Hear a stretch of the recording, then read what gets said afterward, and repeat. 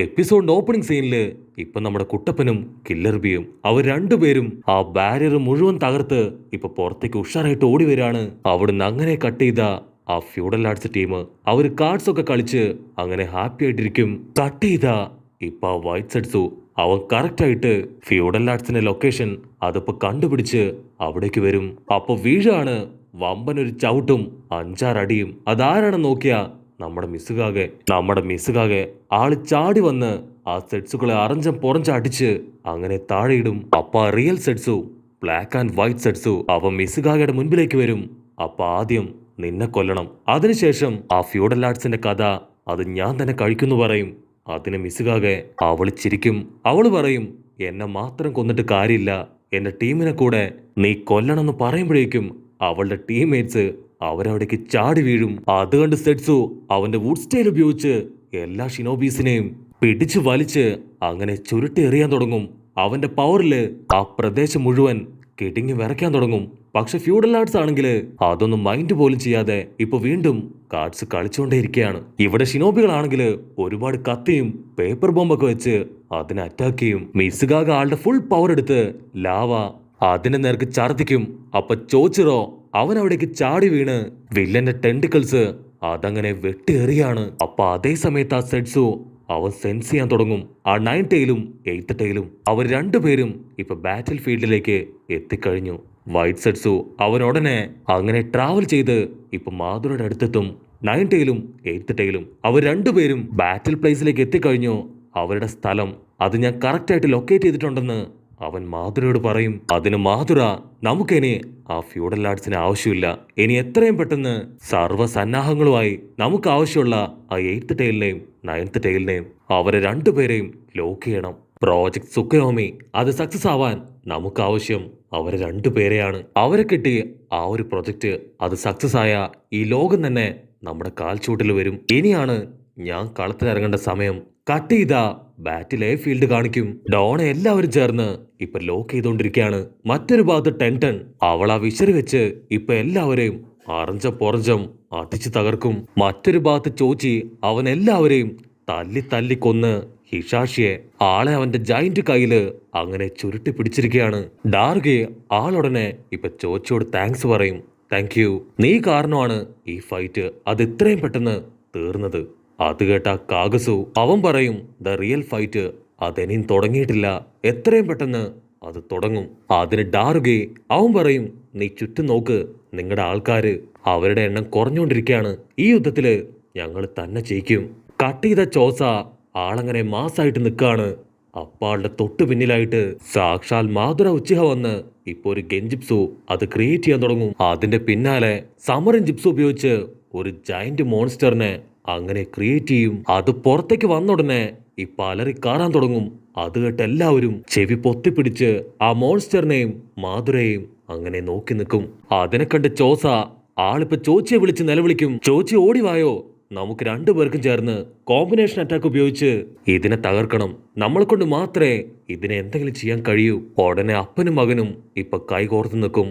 ആദ്യം ചോസ ആളുടെ full power എടുത്ത് അതിനെ പുറകിലേക്ക് പുഷ് ചെയ്യും. അതിന്റെ തൊട്ടു പിന്നാലെ ചോച്ചി അവന്റെ പവർ ഉപയോഗിച്ച് അതിനെ അടിച്ചടിച്ച് അതിനെ തല്ലി തല്ലി കൊല്ലാൻ ശ്രമിച്ചുകൊണ്ടേയിരിക്കും. കട്ട് ചെയ്ത ഇവിടെ ഹെഡ് ക്വാർട്ടേഴ്സില് ഈനോച്ചിക്ക് ഒരു ഇൻഫർമേഷൻ കിട്ടും. ബാറ്റിലെ ഫീൽഡില് ഇൻക്രെഡിബിൾ ആയിട്ടുള്ള എന്തോ ഒരു വലിയ ചക്ര പവർ റിലീസ് ആയിക്കൊണ്ടേയിരിക്കുകയാണ്. മറ്റാരോ ഒരാള് അതിനെ കൺട്രോൾ ചെയ്യുന്നുണ്ട്. അപ്പൊ ഈനോച്ചി അവൻ കറക്റ്റ് ആയിട്ട് ഇപ്പൊ ഇൻഫർമേഷൻ കൊടുക്കാൻ തുടങ്ങും. ബാറ്റിൽ ഫീൽഡ് എയില് ഇപ്പൊ വലിയൊരു മോൺസ്റ്റർ വന്നിരിക്കുകയാണ്. അതിനെ കൺട്രോൾ ചെയ്യുന്നത് അത് മറ്റാരുമല്ല, സാക്ഷാൽ മാധുര. അത് കേട്ട അവര് ഷോക്കാവും. കട്ട് ചെയ്ത കില്ലർബിയും കുട്ടപ്പനാണെങ്കിൽ അവന്റെ 9 ടൈൽ ഫോം ആ ഒരു ഫോം എടുത്തുകൊണ്ടായിരിക്കും ഇപ്പൊ ബാറ്റിൽ ഫീൽഡ് ലക്ഷ്യമാക്കി അങ്ങനെ സ്പീഡിൽ വരിക. അവിടുന്ന് ബ്ലാക്ക് ഔട്ട് ചെയ്ത ഇപ്പൊ വീണ്ടും ഹെഡ് ക്വാർട്ടേഴ്സ് കാണിക്കും. അവിടേക്ക് ഇന്റർ ടീമിന്റെ മറ്റൊരു ഇൻഫർമേഷൻ വരും. 9 ടൈലും 8 ടൈലും അവർ രണ്ടുപേരും രക്ഷപ്പെട്ടു പോയി. അപ്പൊ ഹൊക്കാഗെ ആന്റിക്കും റെയ്ക്കായ്ക്കും അവർക്ക് രണ്ടുപേർക്കും മനസ്സിലാവും കുട്ടപ്പനും കില്ലർബിയും അവരറിഞ്ഞുകൊണ്ടാണ് ഒരുമിച്ച് പുറത്തേക്ക് എത്തിയതെന്ന്. അവർ രണ്ടുപേരും ഇപ്പൊ ഒറ്റക്കെട്ടായിരിക്കുകയാണ്. അത് കേട്ട് റെയ്ക്കാക ആള് ഹൊക്കാഗെ ആന്റിയോട് പറയും, നമ്മുടെ കയ്യിൽ വേറെ വഴിയില്ല, എത്രയും പെട്ടെന്ന് നമ്മൾ തന്നെ കളത്തിലിറങ്ങണം. ഈ ഒരു ഹെഡ് ക്വാർട്ടേഴ്സിലെ ഇൻഫർമേഷൻസ്, ഈ ഒരു ഹെഡ് ക്വാർട്ടേഴ്സിലെ കാര്യങ്ങള് അത് ഷിക്കാഗോ അവൻ കറക്റ്റായിട്ട് ഹാൻഡിൽ ചെയ്യും. ഇപ്പൊ മുതല് ഓർഡേഴ്സ് കൊടുക്കുക അതവൻ മാത്രമായിരിക്കും. കട്ട് ചെയ്താ ഇവിടെ ബാറ്റിൽ ഫീൽഡ് കാണിക്കും. അവിടെ മുഴുവൻ തകർന്നു കിടക്കാണ്. ഉടനെ കിറ്റ്സുജി അവൻ earth style mountain chips create ചെയ്യും. എന്നിട്ട് ആ ഭീമൻ മോൺസ്റ്ററിനെ അതിന്റെ അകത്ത് വെച്ച് അങ്ങനെ ലോക്ക് ചെയ്യാൻ ശ്രമിക്കും. പക്ഷെ ആ മോൺസ്റ്റർ അത് വിട്ടുകൊടുക്കില്ല. അതിന്റെ ഫുൾ പവർ എടുത്ത് അത് റെസിസ്റ്റ് ചെയ്ത് അവിടെ മുഴുവൻ ലൈറ്റ്നിങ് ചിപ്സ് ഉപയോഗിച്ച് അത് തകർക്കാൻ തുടങ്ങും. ഡാറുകയാണെങ്കിൽ അതിനെ കണ്ട് ഷോക്കായിട്ട് നിൽക്കും.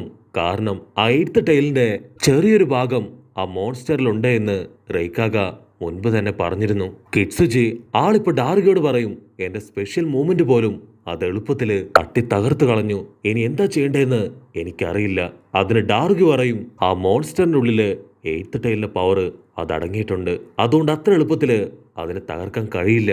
അവിടുന്ന് അങ്ങനെ കട്ട് ചെയ്ത് ഇപ്പൊ മാധുര ആള് ആ ഒരു ലെജൻഡറി പാത്രം അതിന്റെ അടുത്തേക്ക് വന്ന് കാവലം നിർത്തിയിരുന്ന 2 ഷിനോബികളെ അവരെ അട്ടിച്ചു തെറിപ്പിക്കും. അതുകൊണ്ട് ഡാറുകി അവൻ അവിടേക്ക് ചാടി വരും. ഡാറുകി പറയും, ജീവൻ പോയാലും ഈ ഒരു അൾട്ടിമേറ്റ് നിഞ്ച ടൂള് അത് ഞാൻ നിനക്ക് തരില്ല. ആ ടൂള് കിട്ടിയിട്ട് നിനക്ക് എന്ത് ചെയ്യാനാണ്? അതിന് മാധുര അവൻ ചിരിക്കും. മാധുര പറയും, എനിക്ക് ആവശ്യം ഈ ടൂളല്ല, മറിച്ച് നിങ്ങളിതിൽ സീൽ ചെയ്ത് വെച്ചിരിക്കുന്ന എന്റെ ആൾക്കാരെയാണ്. കട്ട് ചെയ്ത ഷിക്കമരു അവൻ അവിടേക്ക് വരും.